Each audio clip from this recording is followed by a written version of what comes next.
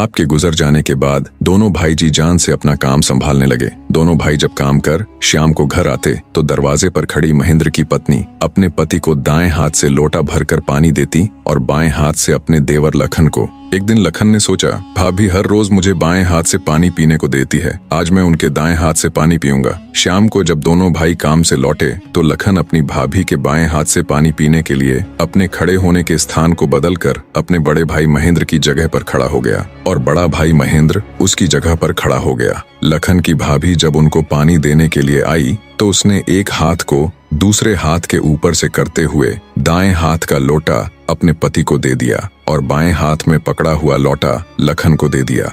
ये देख, लखन बोला, भाभी आज मैंने भैया के स्थान पर खड़ा होकर सीधे हाथ से दिया हुआ पानी पीना चाहा, परंतु आपने अपने हाथों को बदलते हुए मुझे बाएं हाथ से ही पानी दिया। आप मुझे बताएं, आपने ऐसा क्यों किया?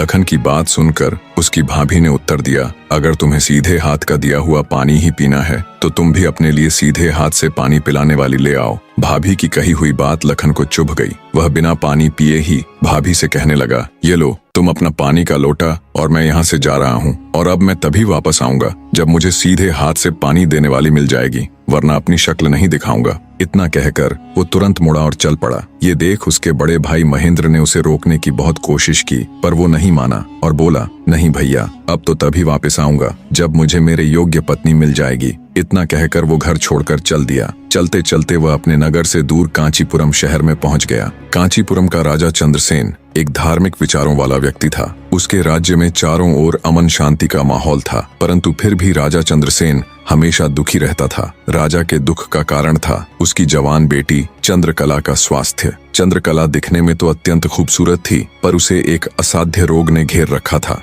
जिस कारण राजकुमारी हमेशा अचेत अवस्था में रहती थी। राजा ने बहुत सारे हकीम और वैद्य राजकुमारी को ठीक करने के लिए लगा रखे थे, लेकिन उनमें से कोई भी राजकुमारी को ठीक नहीं कर पा रहा था। ठीक कर पाना तो दूर, वे राजकुमारी चंद्रा की बीमारी तक नहीं ढूंढ पा रहे थे। राजा को हमेशा यही दुख सताए जाता कि उसकी बेटी का क्या होगा। जब सभी प्रकार के वैद्यों, हकीमों और पूजा पाठ तंत्र मंत्र से भी राजकुमारी चंद्रकला को कोई फायदा नहीं हुआ, तो राजा ने अपने राज्य में यह घोषणा करवा दी कि जो व्यक्ति मेरी बेटी को ठीक करेगा, मैं उसके साथ ही अपनी बेटी चंद्रकला का विवाह कर दूंगा और उसे अपना आधा राज्य भी दूंगा। लखन जब राज्य की राजधानी में पहुंचा तो उसने देखा कि वहां हर तरफ राजकुमारी की चर्चा हो रही थी।